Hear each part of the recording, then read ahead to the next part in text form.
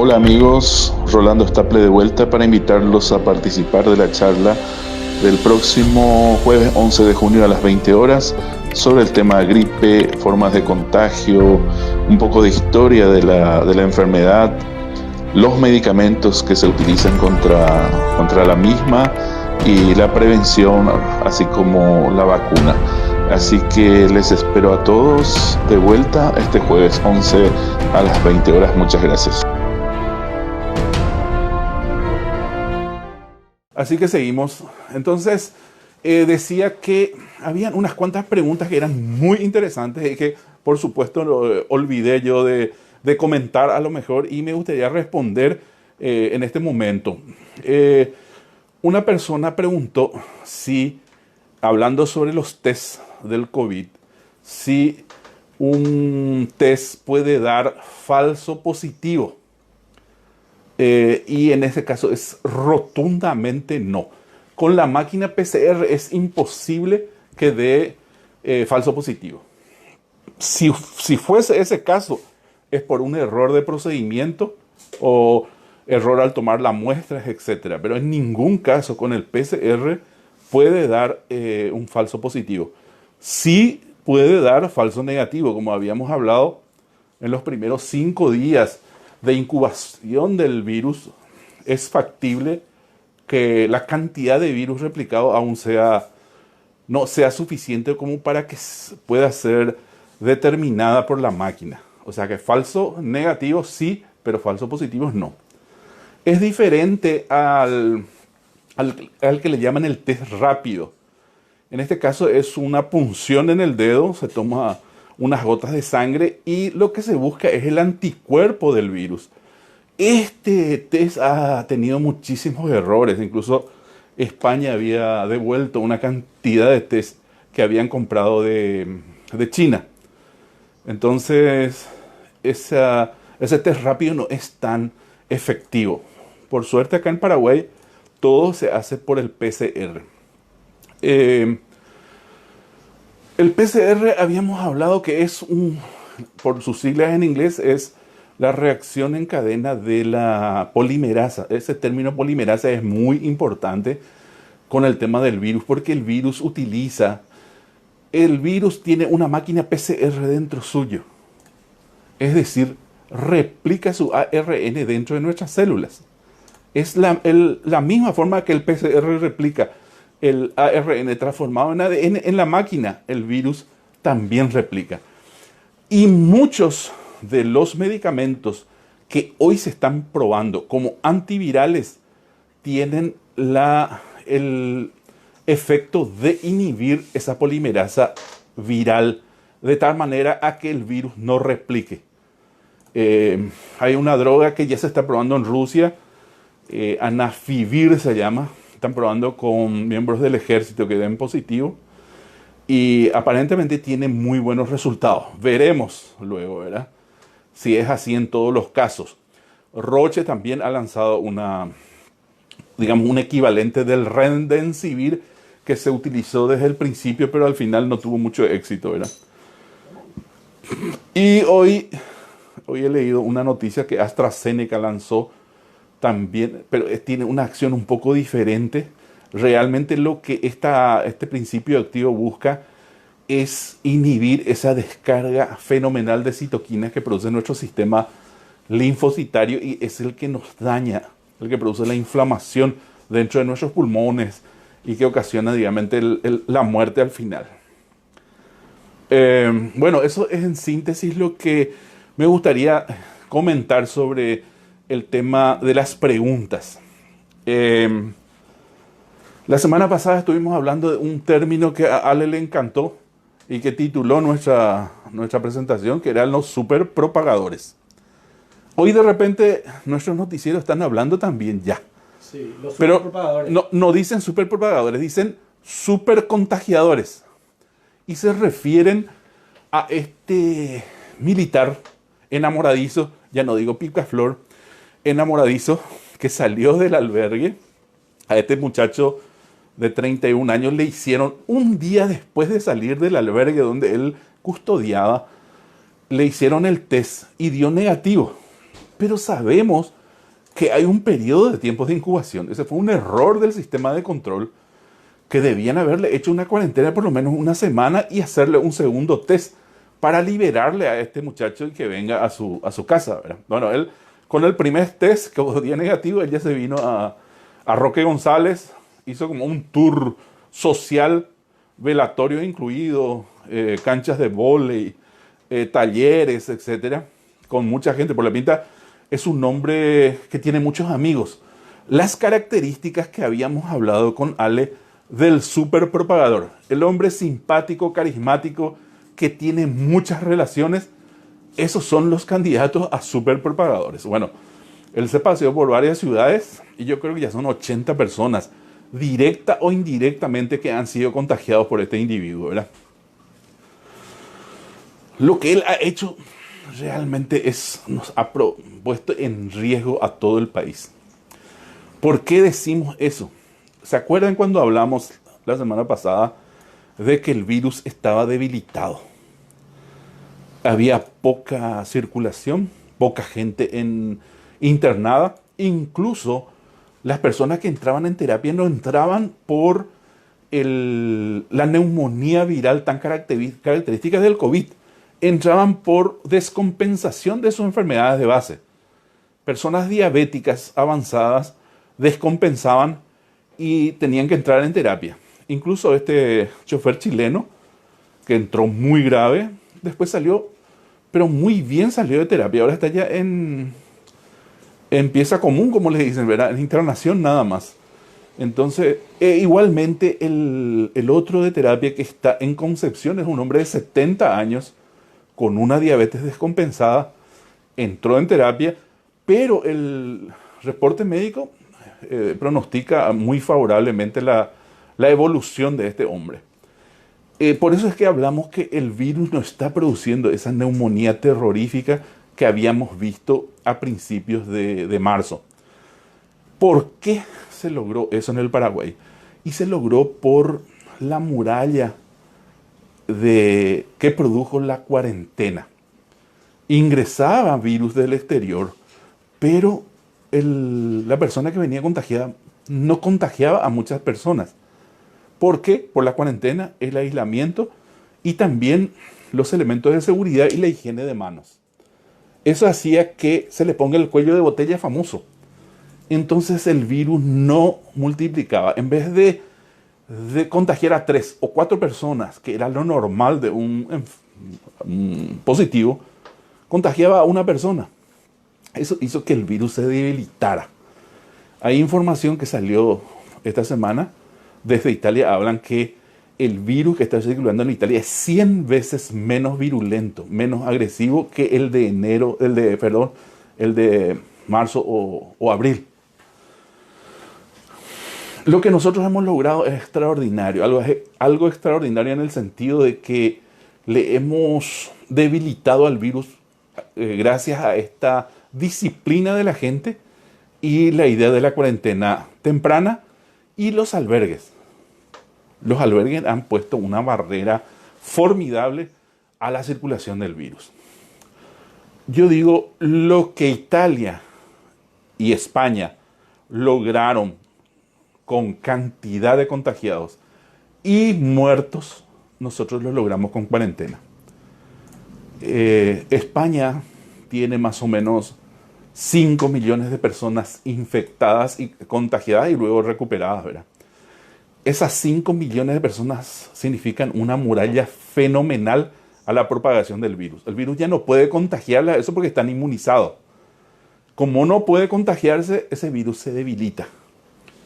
Nosotros lo logramos sin tener muertos, que es lo más importante.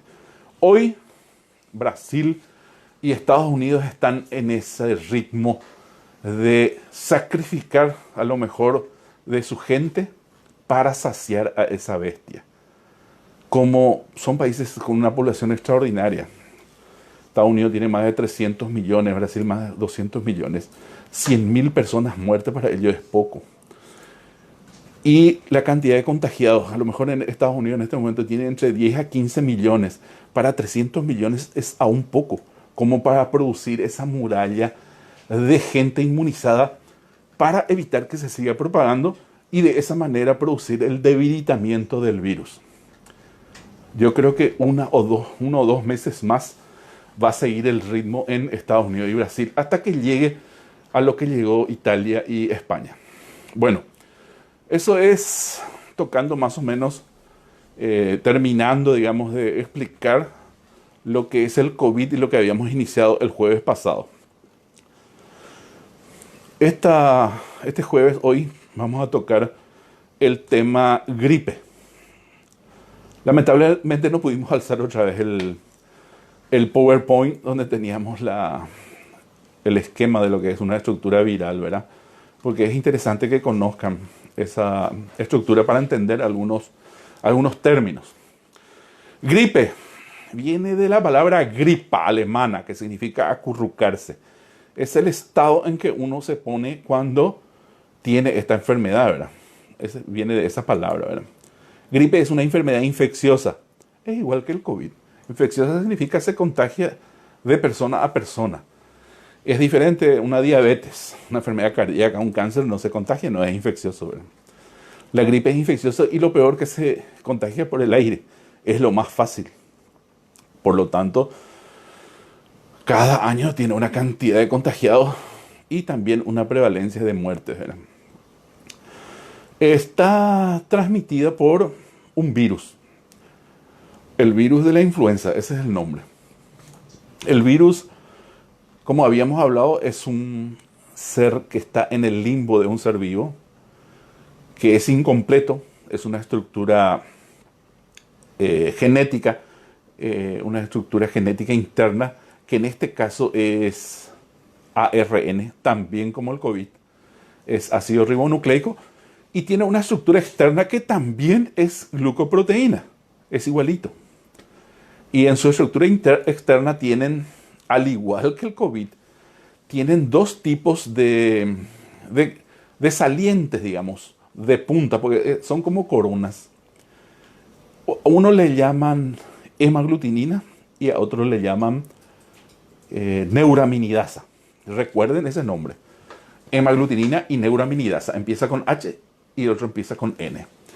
Y entre ambas estructuras existe una tercera que se llama cuerpo M. Todas estas partes este virus utiliza para su proceso de parasitación de la célula. Luego vamos a tocar cómo se produce esta parasitación. Vamos a hacer un poco de historia de la gripe desde que que el hombre escribió su historia. Tenemos enfermedad de gripe. Pero en todo este tiempo, me va a tocar de vez en cuando para corregir mi tapabocas. De todo este tiempo, la más terrible gripe, la más terrible epidemia, pandemia fue la de 1918. Esta gripe le llamaron mal llamada gripe española. Realmente España recibió este nombre injustamente, ¿verdad? ¿Por qué? Porque tienen que ponerse en situación. 1918 era plena Primera Guerra Mundial. Toda Europa estaba en guerra, incluido Estados Unidos. Estaba en guerra. Quiere decir que no existía un desorden total. También a países en guerra no había un sistema de salud, no había forma de controlar estas enfermedades ni dar estadísticas. España sí, porque España estaba fuera de la Primera Guerra Mundial, también de la Segunda. Increíblemente ellos se salvaron. No entraron en ninguna de las dos guerras. Por lo cual, la enfermedad podía dar estadísticas, el sistema de salud español, cuántas personas contagiadas, cuántas muertas, etc. Entonces le endosaron el nombre gripe española. El origen se cree, hay controversia al respecto, pero lo que más se dice es que se inició en el estado de Kansas, en Estados Unidos, cerca de un fuerte Riley, se llamaba el lugar, donde una concentración de soldados que partían a Europa para ingresar a la Primera Guerra Mundial. Estados Unidos ingresó en la Primera Guerra Mundial en 1917. Ustedes saben que ya desde 1914 toda Europa estaba en guerra, ¿verdad? Entonces, contingente de soldados que salían de Fuerte Riley, incluso había granjeros que venían de una granja cercana de cerdos, por eso que es gripe porcina. Y en barcos eran transportados hasta Francia, en Burdeos, y de ahí se esparcían por toda Europa, ¿verdad? Entonces ellos llevaban su carga letal. Al principio esta gripe española era una gripe más, una gripe, casi una gripe estacional. No hacía daño. Estamos hablando de febrero, marzo de 1918. En España llega en 1918 y justo coincide con, te había comentado, Ale, coincide con el debut de una zarzuela muy famosa llamada El Soldado de Nápoles. Y como la gripe era una gripe más, contagiaba, le dejaba a la gente en su casa, pero no hacía daño. Incluso le tomaron en broma y le llamaron Soldado de Nápoles a esa gripe, porque justo coincidió con el debut de esa zarzuela. Bueno, todo ese año contagió masivamente toda Europa, ¿verdad? Y cuando llegó el otoño del hemisferio norte, que era en septiembre, ese virus que había replicado tanto había mutado. Y al mutar, digamos, se convirtió en el virus mortal que hasta hoy recordamos. Incorporó en su estructura un gen letal. Ustedes saben que la gripe normalmente se mantiene, el virus de la gripe se mantiene en las vías aéreas superiores, la garganta, en el sistema orofaríngeo o nasofaríngeo. Y más nada, lo que facilita es el ingreso de bacterias como el neumococo, que es el que produce la neumonía. Normalmente la gripe no te ocasiona neumonía. Pero en este caso, este virus que tenía este gen letal, al igual que el COVID de marzo, por eso son muy parecidos, al igual que el COVID de marzo, ingresaba hasta el lugar que yo les había adelantado, que era el lugar donde se producía la devastación, que es el alveolo pulmonar. En ese lugar, al llegar la infección, se produce una reacción inmunitaria feroz de nuestro sistema, y eso es lo que ocasiona tanto daño, la inflamación. Le habías hablado de los microcoágulos y luego los trombos, ¿verdad? Bueno, esta gripe era tan virulenta y llegaba hasta el saco alveolar y producía la neumonía y en días liquidaba a las personas. Esta gripe tenía una predilección por los jóvenes adultos. A diferencia del COVID, que realmente ataca a las personas mayores, inmunodeprimidas, estos eran los jóvenes sanos. Era como un lugar abonado para desatar su devastación. España, desde septiembre, que yo les dije, hasta diciembre, tuvieron 300.000 muertes. Y, como les dije, eran adultos jóvenes. La cantidad de personas del sistema sanitario, médicos, enfermeras que fallecieron fue impresionante. Esa es la historia para hablar de la gripe de 1918. Luego tuvimos un foco que le llamaban gripe asiática en 1957, pero fue bien controlado. Y luego ya llegamos hasta el año 2009. En el año 2009, en una ciudad mexicana del estado de Veracruz, la ciudad se llama La Gloria, de pronto hubieron unas gripes demasiado agresivas. Contagiaba a mucha gente. Entonces, al sistema sanitario de la ciudad le llamó la atención y le empezaron a hacer los análisis. El hisopado igual al del COVID. Y a la primera persona que le hicieron un hisopado era un niño de 5 años que se llama, el nombre siempre me equivoco, yo digo Edgar Hernández, con seguridad. Es un niño de 5 años, le hicieron el análisis, y igual también por el PCR, y dio positivo a una nueva cepa viral, la gripe A famosa. Cuando descubrieron que era una nueva mutación de, en este caso, también gripe porcina, porque cerca de La Gloria había una granja de cerdos, el mundo contuvo su aliento porque imaginaban que podía ser tan peligrosa como la gripe española. Entonces, la Organización Mundial de la Salud aumentó hasta la alarma número 5, que es la alarma más poderosa como para alertar a todo el mundo de la aparición de esta gripe. Y se hicieron los controles como para adherir a todo lo que relato. A inicios del 2000, en laboratorios de Estados Unidos habían logrado replicar el virus del año 1918. ¿Cómo lograron? Se tenían tejidos de personas fallecidas en 1918 y en especial de una tribu Inuk de Alaska. La gripe española había llegado a una tribu en Alaska y de 80 personas mató a 78. Ustedes tienen que saber que las personas que viven así aisladas tienen una inmunidad baja. Es igual cuando los españoles vinieron a América y nuestros aborígenes estaban absolutamente desprovistos de inmunidad contra una cantidad de enfermedades. Entonces ocasionaban destrozos, la viruela en especial. Había una historia de que habían regalado un zarape infectado con virus de viruela al jefe de una tribu y por supuesto mató a toda la tribu, ¿verdad? Era la manera de conquistar los españoles. Entonces estas tribus Inuk, sus cadáveres quedaron bien conservadas y extrajeron tejido de esta gente muerta. Y en laboratorio lograron replicar el virus, lo volvieron a la vida. Y lo probaron con pollos y ratas. Mató a todos los animales con los cuales probaron. O sea, mantenía esa virulencia con que había aparecido en 1918, ¿verdad?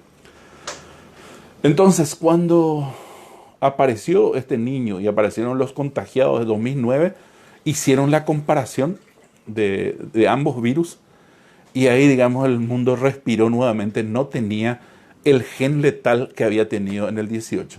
Se convirtió en una gripe estacional más, la gripe A. Por supuesto, contagiaba a todo el mundo porque nadie estaba inmunizado contra este tipo de virus. No había vacuna. Ustedes saben que el virus de la gripe es un virus que muta constantemente, por lo cual tenemos que vacunarnos todos los años. O sea que la vacuna no dura de por vida. Y bueno, esa es un poco la historia de la gripe. Ya que hablamos de vacuna, la única manera de prevenir esta enfermedad es vacunándonos, ¿verdad? La vacuna es introducir virus muertos. Muy importante eso, que sepan que son virus muertos en huevos de gallina, de pollas, que les sirven como caldo de cultivo y estimulan la producción de anticuerpos.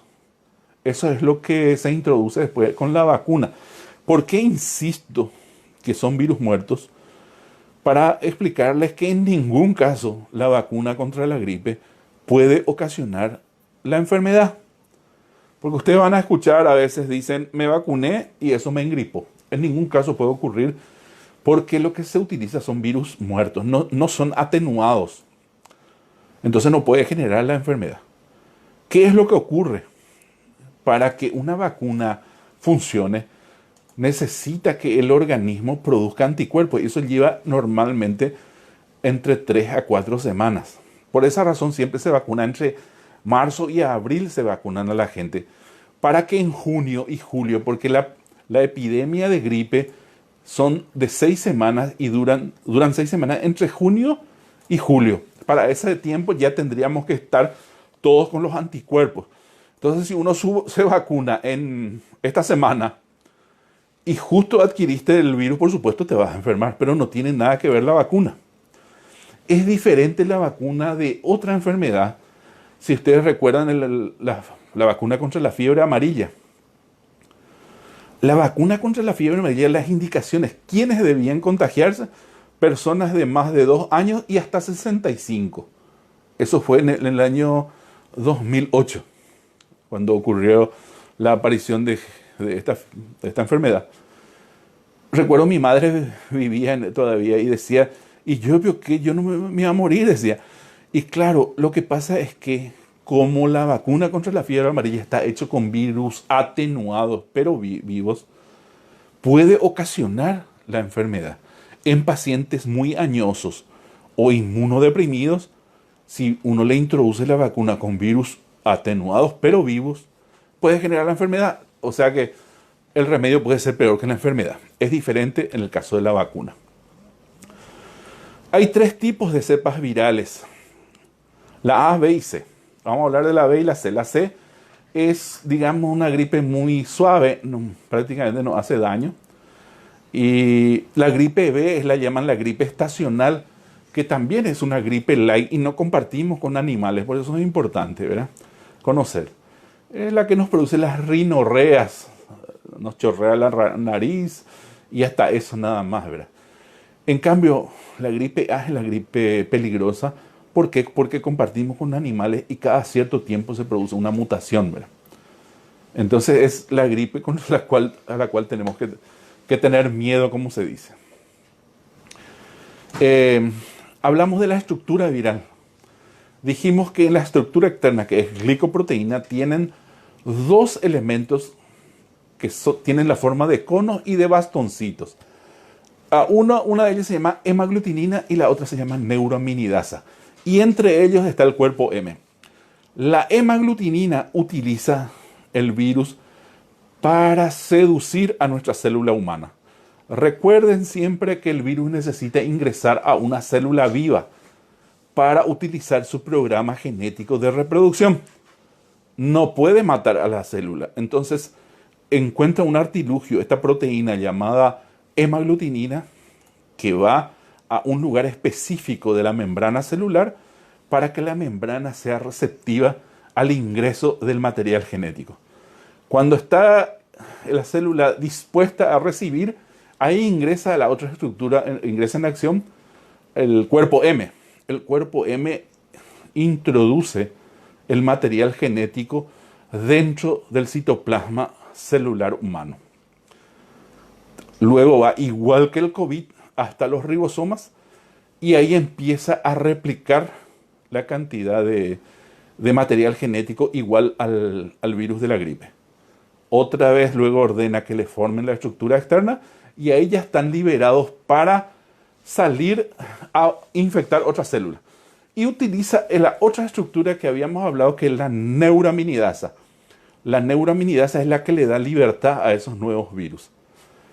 Dijimos que tengan en cuenta estas 2 estructuras: hemaglutinina con H, neuraminidasa con N. Entonces aquí ustedes van a saber de dónde viene la palabra H1N1, H5N1, etc. Diferentes tipos de virus tienen diferentes tipos de hemaglutinina, es decir, diferentes tipos de H. Le han dado convencionalmente un número: H1, H2, H3, H4, H5. Y también diferentes tipos de neuraminidasa: N1, N2, N3, N4, N5. Entonces la combinación de ambas estructuras le da la característica del virus. El virus de 1918 y este de 2009 eran H1N1. Eso es importante para que conozca un poco la terminología que se utiliza para identificar al virus. Para entender un poco la medicación al cual se utiliza para atacar a este virus, tenemos una primera generación. La primera generación era un antiviral que inhibía la acción del cuerpo M, o sea, que impedía que el virus entregue el material genético a la célula infectada. Este antiviral primitivo, digamos, de primera generación, realmente solo tenía efectos sobre la gripe B, tipo B. El principio activo se llama amantadina. Ustedes habrán escuchado, muchos de los antigripales tenían como principio activo amantadina. Dijimos, actúa sobre la gripe B y tenía algunos efectos adversos como vértigos, etc. Yo creo que el Ministerio de Salud hasta hace unos años permitió y luego ya retiró este principio activo combinado con otros antigripales, ¿verdad? Luego apareció una segunda generación de antiviral y es un antiviral más poderoso y que actúa sobre todos los tipos de virus, en especial contra la gripe A. Y es el conocido como inhibidor de la neuraminidasa.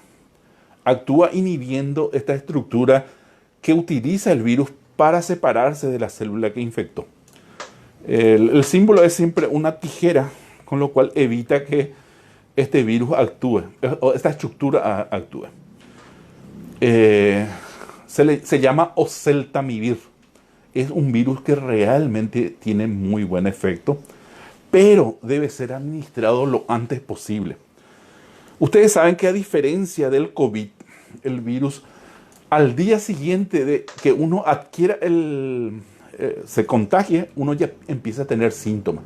Y los síntomas son bruscos, inicio brusco. Uno empieza a tener fiebre, dolor de cabeza, dolor de cuerpo, la tos, esa tos tan característica de la gripe.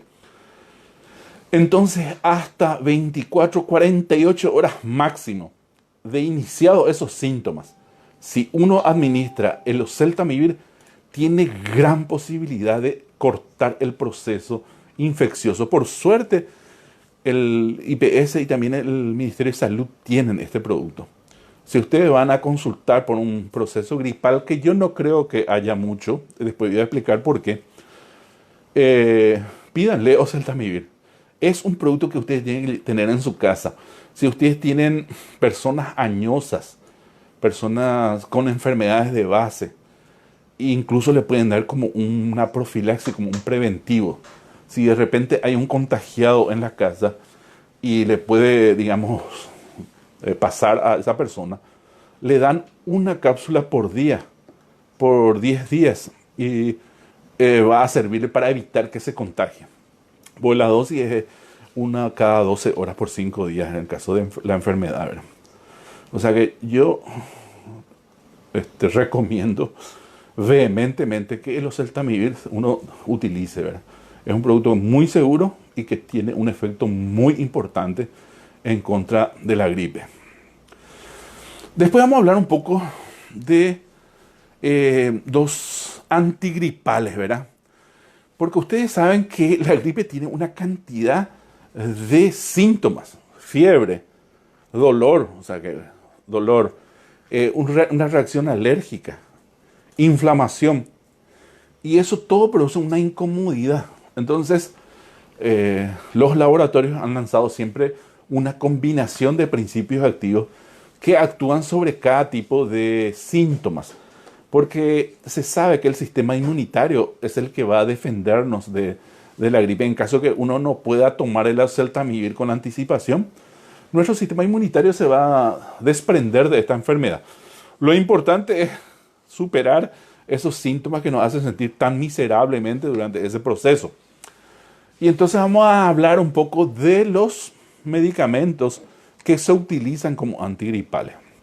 El campeón de los antitusivos, y es un veterano ya de tantas batallas, es el dextrometorfano. El dextrometorfano es un antitusivo. ¿Qué significa eso? Está en el centro de la tos. Nosotros tenemos en la base del cerebro el controlador del proceso por el cual se inicia la tos. La tos es importante cuando uno tiene un proceso catarral para expulsar afuera ese catarro. Pero hay muchas veces que realmente no tenemos catarro, pero por una reacción alérgica, el sistema respiratorio, el árbol respiratorio envía señales al centro tusivo de que necesita toser, aunque no lo necesite, y el centro tusivo reacciona, envía una señal y tosa. Uno empieza a toser esa tos seca, esa tos alérgica, esa tos tan molestosa. Entonces, este medicamento, el dextrometorfano, lo que hace es levantar el umbral de reacción del centro tusígeno. Es decir, que el centro tusígeno no va a reaccionar con esas señales falsas del sistema respiratorio para que uno no tenga esa tos tan molestosa. Eso quiere decir que si uno tiene proceso catarral, por supuesto vas a estornudar y vas a toser, ¿verdad? Eso no va a evitar. El dextrometorfano es el mejor, es seguro, etc. Hace unos años, 2013, ocurrió un suceso que injustamente le adjudicaron al dextrometorfano. El dextrometorfano es una droga segura, inocua, que por más de 40 años se ha administrado con seguridad. Pero ¿qué ocurrió? Vamos a contar un poco, Ale. ¿Qué ocurrió en el año 2013? Realmente en el 2012. Estamos viendo lo que está ocurriendo con estas empresas que proveyeron al Ministerio de Salud y que traen drogas de la India. De la India. Y realmente la India tiene sus bemoles con el tema de la producción de medicamentos. Por eso es que no tienen el certificado de seguridad del Ministerio de INAVISA. Bueno, ¿qué ocurrió en el año 2012? Noviembre de 2012. Una empresa que producía principios activos de la India llamada Conduscar. Conduscar se llamaba. Conduscar, sí. Conduscar es el nombre de la empresa de la India. Produjo un dextrometorfano defectuoso. ¿Qué es lo que produjo? Produjo un isómero del dextrometorfano llamado levometorfano. Para los que estudiaron química saben que un isómero es una estructura química exactamente igual, pero en algunos casos tienen una posición distinta. Uno de los principios, a eso se llaman isómeros espaciales. En este caso, todo era igual. Solo ante un polarímetro, la luz polarizada, el dextrometorfano desvía a la derecha y el levometorfano desvía a la izquierda. Esa es la única diferencia.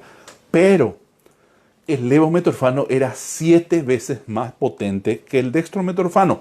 Ahí está el pequeño detalle que le hizo producir tanto daño, ¿verdad? Ustedes saben que el dextrometorfano y el levometorfano, lógicamente, ¿sí? Recuerdo inclusive que 2013 creo que fue, Sí. que explotó acá por lo menos. Y Creo que una niña falleció inclusive. Eso vamos a hacer Se todo el retiró circuito. todo del- Sí. Muchos productos se suspendieron. intoxicado también. Sí, vamos a hacer el circuito de cómo empezó y cómo vino a afectar al Paraguay. Dijimos que el dextrometorfano o levometorfano es un opiáceo. ¿Qué significa? Deriva del opio, de la amapola. Estos medicamentos, pese a que son inocuos, tienen un pequeño, digamos, toque a nivel del sistema respiratorio. El dextrometorfano, al ser tan, digamos, tan débil como opiáceo, no produce ningún problema, ¿verdad? Nos vamos a Pakistán. Pakistán, un país musulmán. Ustedes saben que en esos países no se venden bebidas alcohólicas. Pero los muchachos le buscaron la vuelta y hacían sus fiestas. ¿Y sabe qué tomaban, Ale? Tomaban jarabes antitusivos. Sí, jarabes antitusivos, pero en alta cantidad. Como tiene dextrometorfano y es un opiáceo, en alta dosis produce como, te hace ver visiones. Esa era la manera de que los muchachos festejaban. Siempre hicieron así. Se tomaban litros y litros de jarabes antitusivos y lograban ese efecto de divagar, ¿verdad? Claro. Bueno, una empresa farmacéutica pakistaní compró este producto equivocado, ¿verdad? Este producto defectuoso, como si fuera dextrometorfano, y produjo sus jarabes antitusivos con este elemento. ¿Recuerdas que te dije? Tenía 7 veces mayor potencia que el dextrometorfano. Por eso generaba ese efecto. Bueno, en una fiesta de esto murieron 35 personas. En otra 25. Hasta que, por supuesto, se paró todo. ¿Por qué morían por las consecuencias? ¿Y qué te parece? ¿Qué te parece tomar un producto que es 7 veces más potente que ¿dónde incidía en el sistema? en el centro respiratorio? Ah, ok. Yo te dije que el dextrometorfano tiene un ligero toque del centro respiratorio, pero al tomar este producto que tenía tanta potencia, te producía un paro. Entonces morían, pero murieron muchísimo. Hasta que, por supuesto, se investigó y se descubrió que era levometorfano. realmente y no dextrometorfano. Esto se informó al mundo entero. La Organización Mundial de la Salud pasó información al mundo y también al Paraguay. En Paraguay llegó en enero del 2013 la información. Algún burócrata recibió esta información y Creyó que no era tan importante. metió en el cajón. Claro. Bueno, pasó el tiempo, una empresa nacional adquirió este principio activo. Estoy seguro le habrán venido a proponer, tengo un dextrometorfano, te voy a vender más barato, Buen precio. a buen precio, y compró y estacionó todo ese año. Sí. Me parece que en ese momento las empresas no tenían el polarímetro como para determinar si era dextrometorfano y tampoco se tomaron el trabajo de hacer un clic en googlear a ver de dónde venía este producto y ahí estaba toda la información, las 35 muertes, las 25. ¿Qué pasaba en los otros países? En los otros países como Argentina, Perú, Cuba, Bolivia, etcétera, el Ministerio de Salud le llamó a la industria farmacéutica y les dijo, ¿de dónde compraste tu dextrometorfano? Deme certificado de origen. Yo compré de aquí, de aquí, de aquí, de aquí. Ningún problema, sigan fabricando. Ningún problema hubo. Acá el Ministerio de Salud no informó a la industria farmacéutica. Incluso ocurrió una anécdota. A mí me causó tanta gracia, no sé, por no llorar, ¿verdad? En agosto del 2013 ocurrió el cambio de gobierno, ¿verdad? Sí. Asumió Cartes y su ministro fue Tony Barrio, ¿verdad? Sí. Y le preguntan, cuando ocurrieron los primeros casos de pacientes que sufrieron los efectos colaterales, le preguntaron, ¿verdad? ¿Y cómo que el ministerio no se enteró de esto? Y dice Tony Barrio que ni siquiera culpa de él, pero como no tenía ni idea, dice, no teníamos internet, dice. No. Esa fue la respuesta. Yo te digo, cuando yo leí, no sé, me causó... Vamos a buscar el archivo, nadie resiste un archivo. Sí, Así Tony Barrio no teníamos internet, por eso no... Ahí está, póngalo así. Sí, no recibimos la información de la Organización Mundial de la Salud. Realmente en enero, y era el anterior ministro el que metió las patas. Bueno, el tema es que se fabricó una de las líneas de productos antitusivos y eso es lo que pasa en nuestro país. Muchos medicamentos se venden en kiosco. Y nuestra gente está acostumbrada a ir a comprar nomás del kiosco. Como son drogas seguras, son buenas, etc. Aparte, como no tiene la prescripción médica, no tiene exactamente cuál es la dosis para su hijo, para su hijito, ¿verdad? Claro. Le dan más o menos un vaso. Pero como una droga segura, nunca le hizo, a ojo por ciento, no le hizo nunca nada mal. Al contrario, le hizo bien a su hijo. Bueno, claro, hasta que se fue a comprar este producto que tenía una potencia 7 veces superior, le dio a su hijo y bueno, una cantidad de internados y una niña fallecida. A consecuencia de eso, todos los jarabes antitusivos, yo estaba en Almos en aquel tiempo, teníamos nuestro caballito de batalla que era el Pectos, todo se suspendió la venta y toditos fuimos afectados. Y recuerdo una declaración del doctor Ubaldo Escabone y dijo, la industria farmacéutica no puede manejarse como una fábrica de camisas. Dice, si uno tiene una fábrica de camisas y viene otro proveedor y le dice, voy a vender la tela más barata, y bueno, compra. Lo máximo que puede ser, el amor se destiñe más rápido o se rompe, pero no va a ocasionar ningún problema. Claro. Pero si uno produce medicamentos, debe comprar del que tiene un certificado de calidad comprobada, sí, aunque sea más cara. No podés comprar de cualquiera. No se puede sacrificar la calidad por el precio. La fabricación de medicamentos es súper, digamos, especial. Producto para la salud en general. Producto para la salud. Sí. Porque pueden dañar la salud. Bueno, esa es la historia del dextrometorfano. Bueno, hablamos de dextrometorfano. Pienso otro principio activo. El ambroxol. Ambroxol se utiliza muchísimo. Es un fluidificante, un mucolítico. Ustedes saben cuando hay una infección respiratoria, el árbol bronquial, traqueal, respiratorio empieza a producir mucus, una mucosa que hace que los virus vengan a pegarse a ese mucus y eviten que sigan circulando hacia el interior de los pulmones. Por la excesiva producción de mucus empieza a congestionarse, entonces uno necesita expulsar en forma de catarro. Lo que el Ambroxol hace es fluidificar ese mucus, esa flema, para decirlo de una manera que se entienda, y de tal manera que con la tos uno pueda expulsar ese catarro que nos está congestionando. La bromexina tiene ese mismo efecto. También es un fluidificante.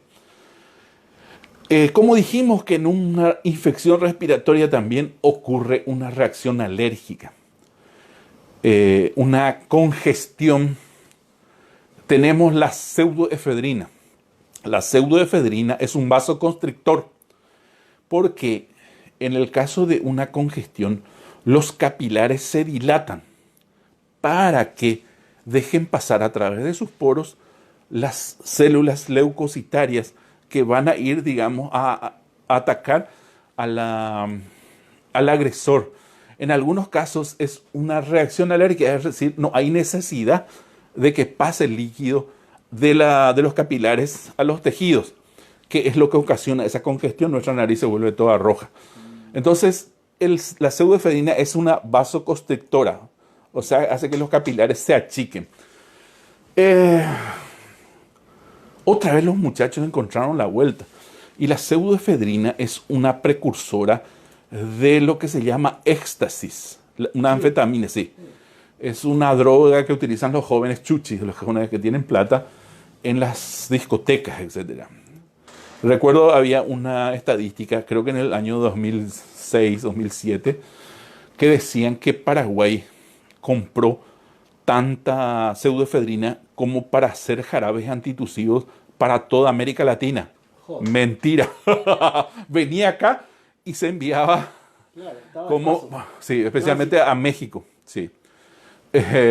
Por esa razón, la compra y el transporte tiene una trazabilidad. ¿Qué significa? Uno tiene que dar cuenta de cada miligramo de pseudoefedrina que ha comprado, para qué cantidad de jarabe antitusivo vos preparás y vendés al mercado.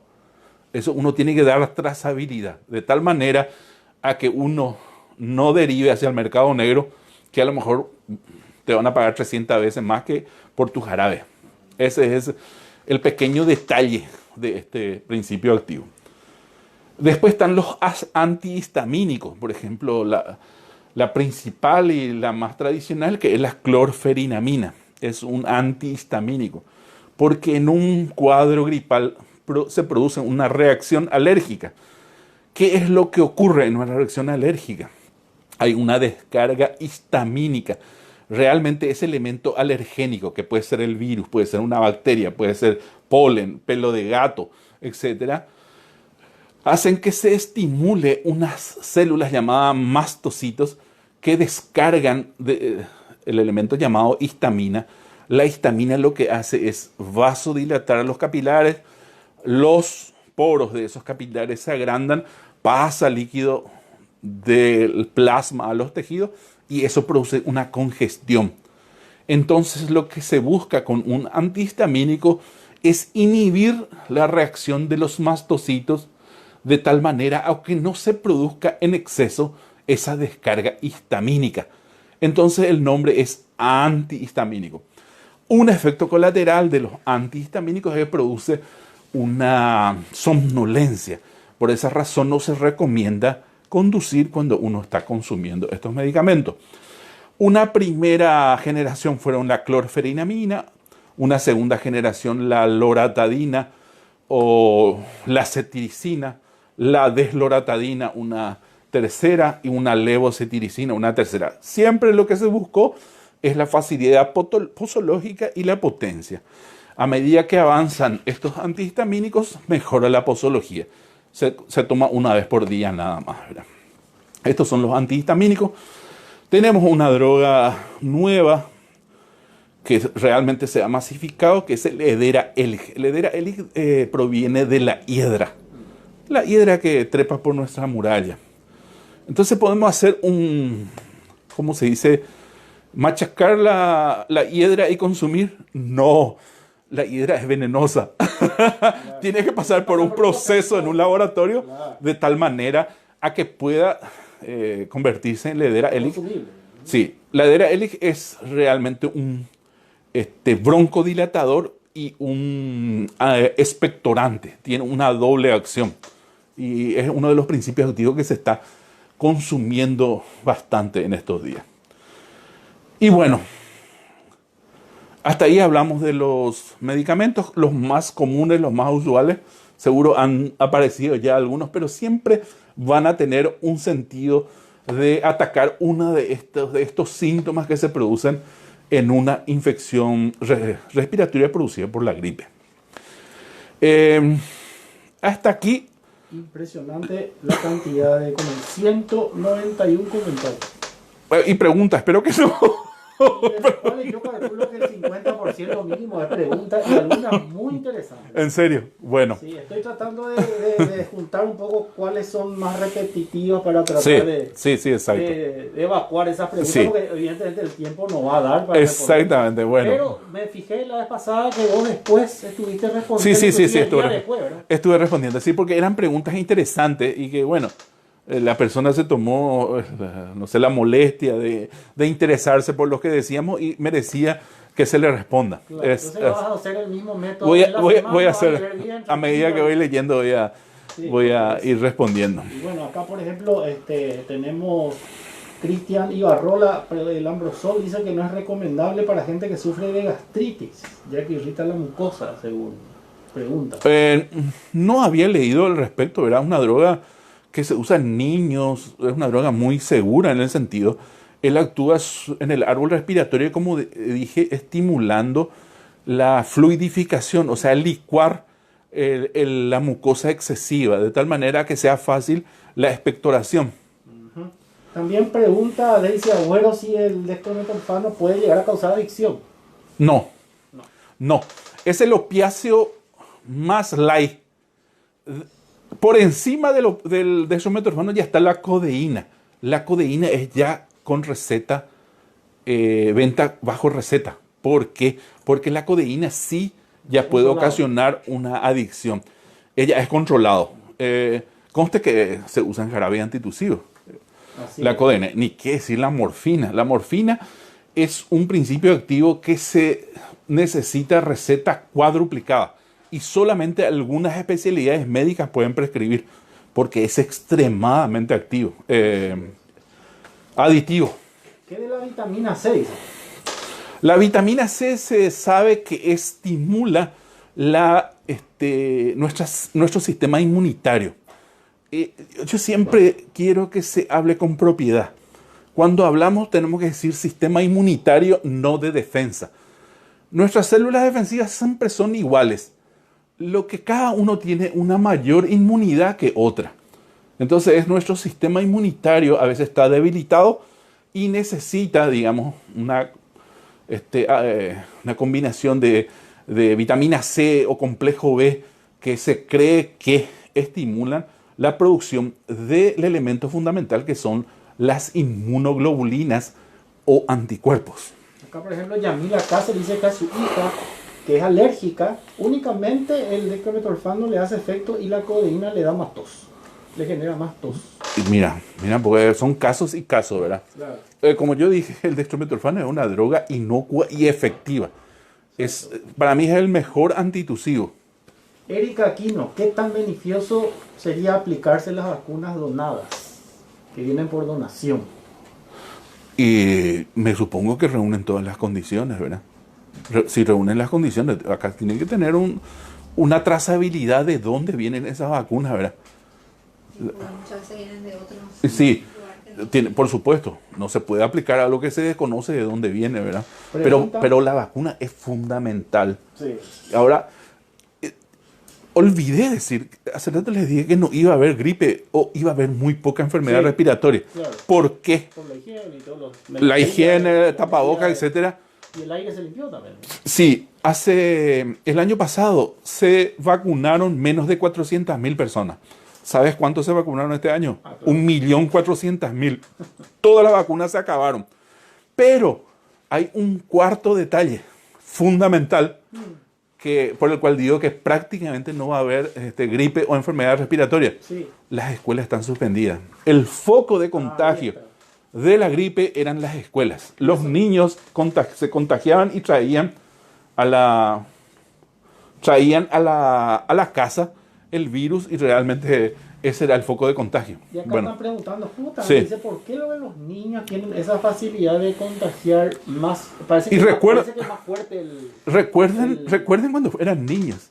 Se juntaban todos en la clase, se abrazaban, jugaban, chocaban, etcétera. O sea que había un contacto permanente y directo.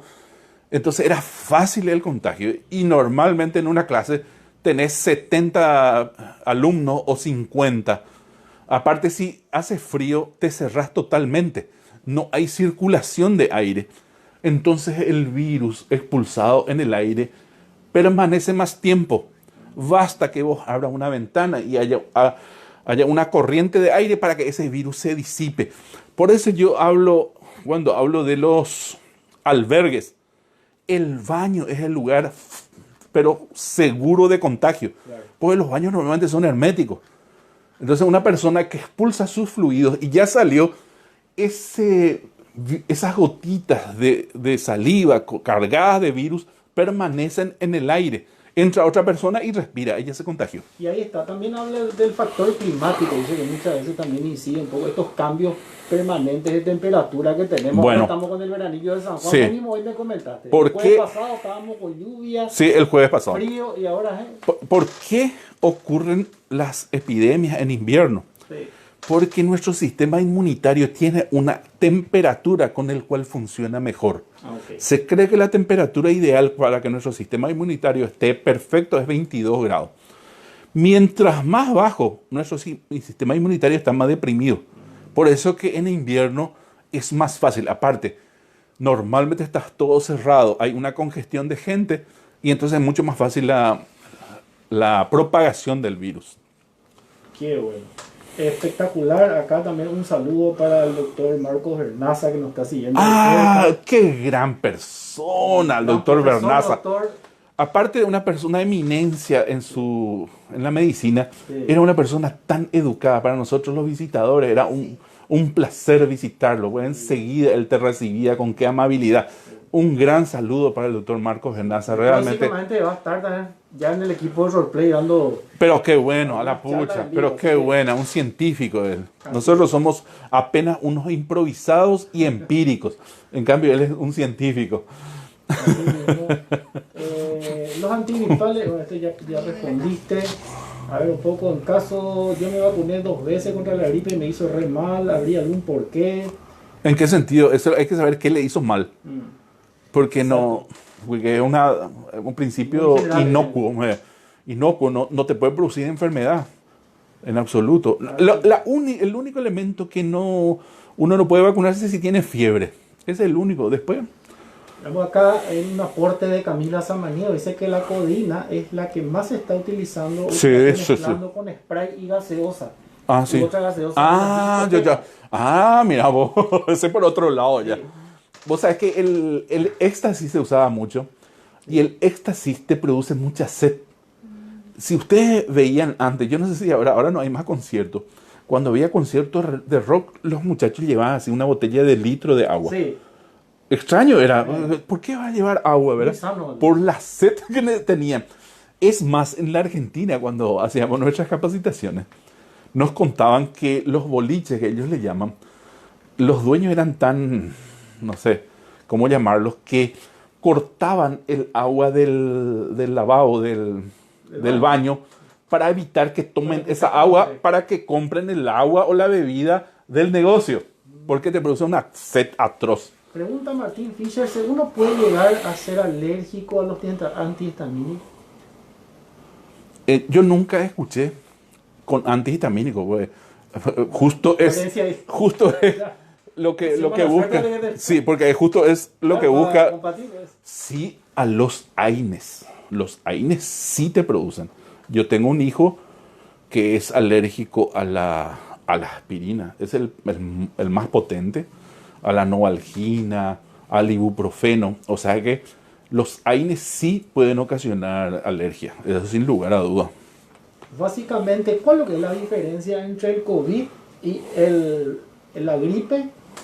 Bueno, La gripe, el COVID de marzo Sí. en Paraguay, el COVID de marzo en Italia y en España, era exactamente igual a la gripe del 1918.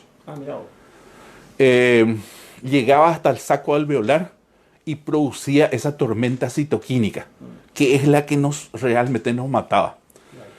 El COVID de hoy de España, de Italia y de Paraguay es como la gripe común. O sea que Se mantiene en las vías. Bolsonaro hoy lo que tendría que decir que es una gripecita. Una gripecita. Se adelantó Sí. nomás, parece. Lo que no debemos hacer es descuidarnos. Claro. Si nosotros tenemos otro irresponsable, como el militar enamoradizo, que viene a contagiar a 80 personas, y hay esta clase de personas, vamos a estar despertando a la bestia. Lo hemos domesticado, la hemos debilitado, Sí. porque ese virus no replica tanto. Exacto. Contagia a una persona y ahí termina. Vamos a bajar la guardia entonces. Pero una cepa que viene desde Alto Paraná, Roque González, Paraguarí, Ibicuí, Capiatá, y hay 80 personas, esa cepa ha replicado suficientemente y, como yo digo, podemos despertar a la bestia. Estíbal Gaya, recuerdo las charlas en Almo. Sí, Saludos. Marco Chipín, que saluda a mi amigo Rolando. Sí, son todos colegas, estuvieron conmigo, así que un saludo a todas, grandes personas. Qué bueno. A ver un poco, entonces el dextrometorfano podemos utilizar. Esto es con indicación médica. No, supongo. no, ¿No? no. Dextrometorfano es venta Venta libre. libre. Ok. Es una droga de 40 sí, años, inocua y segura. Pero sería recomendable tener la Sí, indicación, ¿verdad? claro, el médico te tiene que decir la La dosis, dosis, etcétera, sí, pero no tiene, digamos, la prescripción controlada como la codeína. No es adictivo como la codeína. Ah, ok. O la morfina, ni qué decir. Exacto. Parece que no es el tema, pero ¿por qué a los animales no le contagia el COVID, pero sí le agarra la gripe? Sí, la gripe española mató a muchísimas mascotas. Sí. El mejor Aquí está amigo. ahí con su Sí, tapabocas. sí, y a los gatos. Algunos virus, se tiene que dar cuenta que hay una mutación. En el caso de la gripe aviar, las aves salvajes, acuáticas, contagian a las aves de corral, digamos, y esas se humanizan y contagian al ser humano. Normalmente en esos animales no se desarrolla la enfermedad, son portadores asintomáticos. Realmente a las aves salvajes no les hace daño, Sí. pero al humanizarse sí generan enfermedad. Algunas mutan del ser humano y pueden contagiar a las mascotas. Por suerte el COVID no afecta a los animales. La gripe, algunas, como ya dije, la gripe española mató a muchísimas mascotas. Qué bárbaro. Mira, nos están viendo desde Nueva York. Jorge Román manda saludos. A la pucha, pero También qué acá de bien. Buenos Aires. Hay Qué gente genial. conectada de todos lados. Mira qué lindo, che. Impresionante. Dice, muy bien, excelente el tema. Da gusto como explica. Qué fácil es entender así, cosas bien técnicas, explicadas, clases magistrales. Gracias, Rolando, por tu tiempo y tu Gracias a sabiduría. ustedes, gracias a ustedes por... María, igual, muy buena explicación, súper bien se entiende. Complicaciones del resfriado en personas asmáticas. ¿Qué antigripal Sí. te recomienda para no causar alteraciones?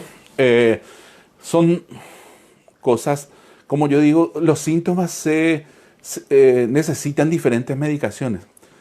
El asmático, pues, el problema es que los bronquios se contraen. Al contraerse, el conducto se achica. Por eso el aire cuando pasa silba. Los médicos le dicen sibilancia.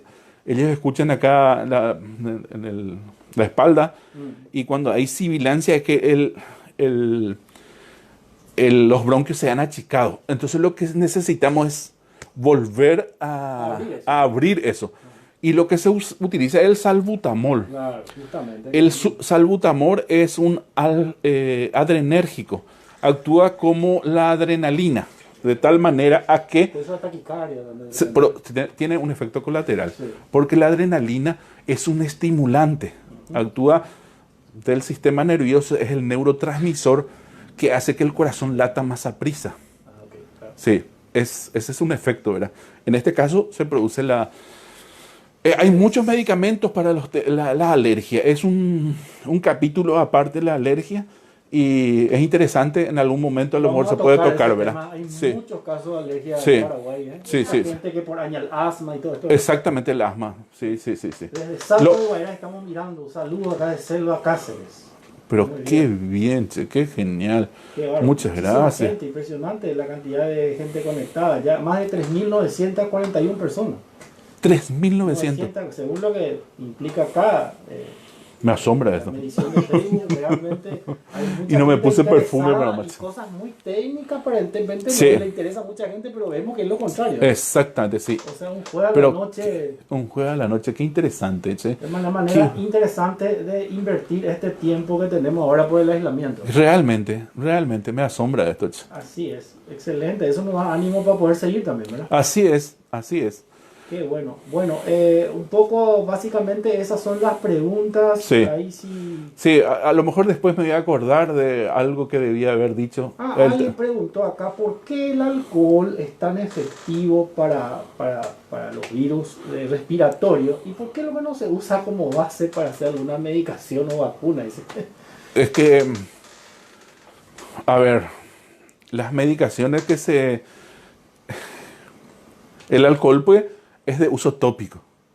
O sea que no porque vos tomes, porque he escuchado muchísimo, dice, Acá ya tres, íbamos a tener- 3 leones y demás para el virus, dice, porque de tal manera que limpia acá no, nada que ver, Totalmente nada que ver. descartado ya. El virus está dentro de nuestro organismo, en nuestro sistema, en nuestros tejidos.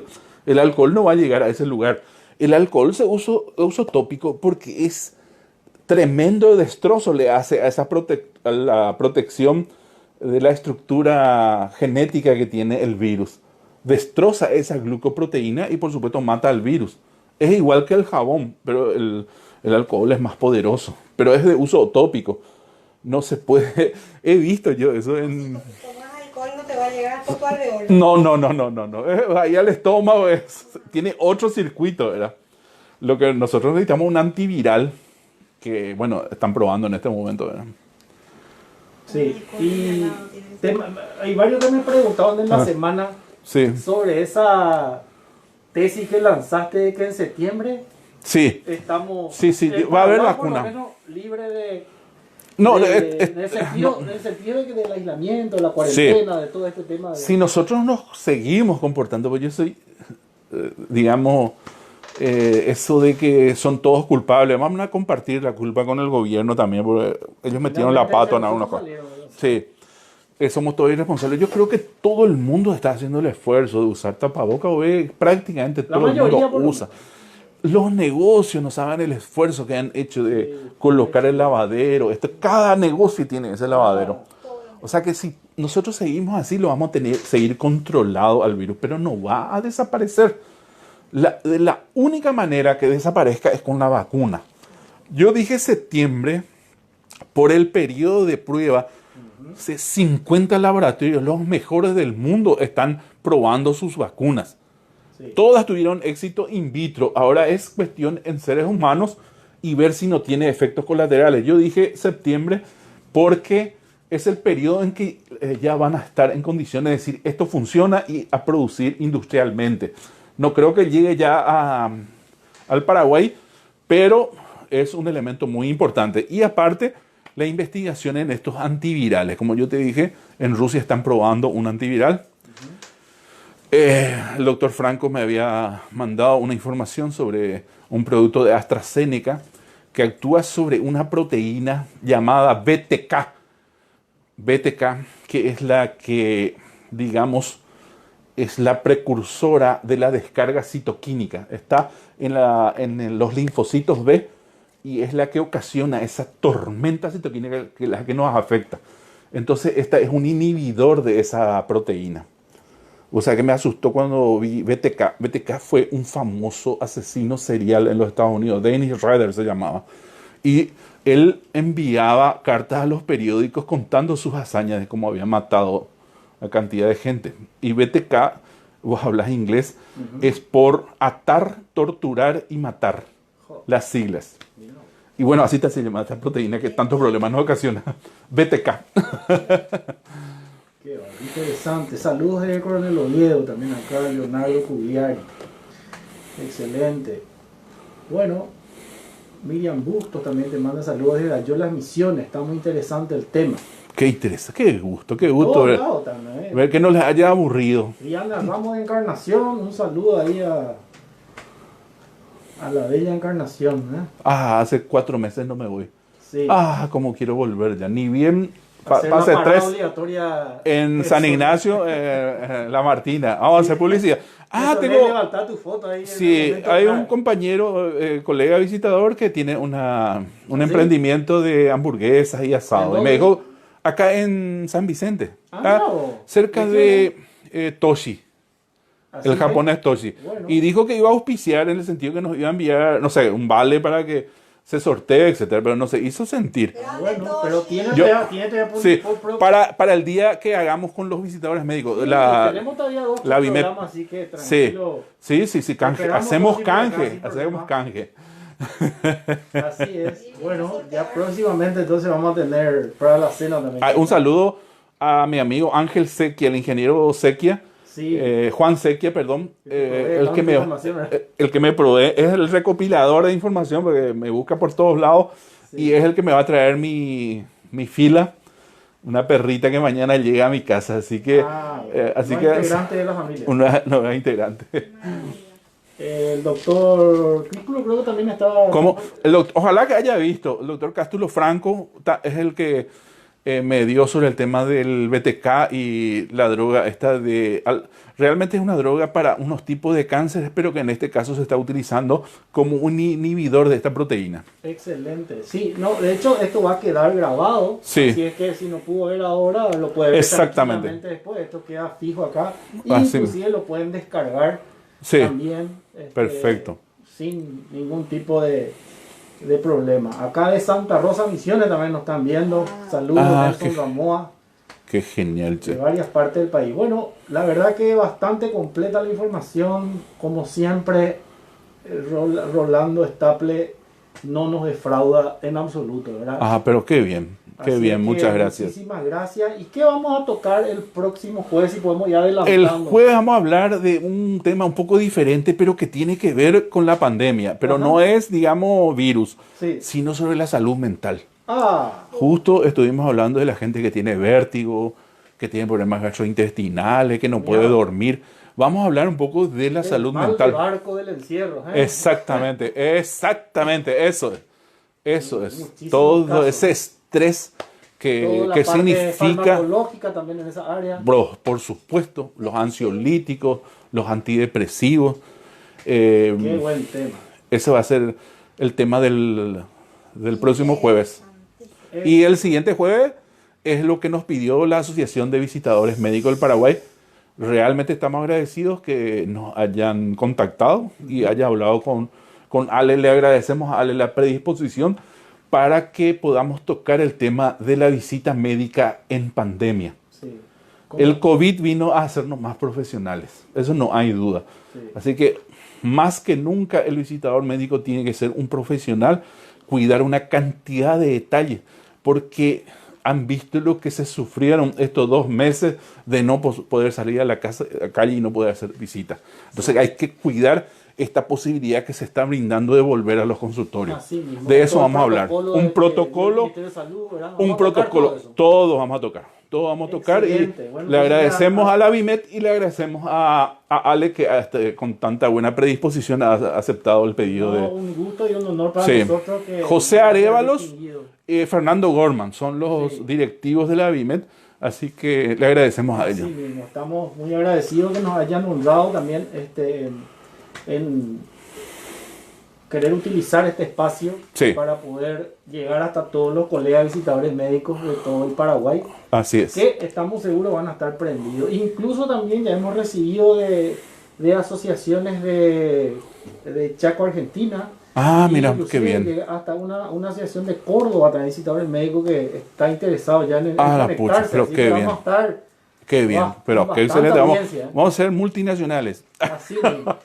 Bueno, muchísimas gracias. Entonces, con esto yo creo que vayamos despidiendo por la fecha. Como les dije, vamos a sortear como todos los programas, al cierre de la transmisión, otra beca más para estudiar aquí en Roleplay. Perfecto. Y vamos a publicar el nombre del ganador o ganadora de todos los que, entre todos los comentarios que están acá, todos los comentarios acá, saludos, etcétera, ya están participando.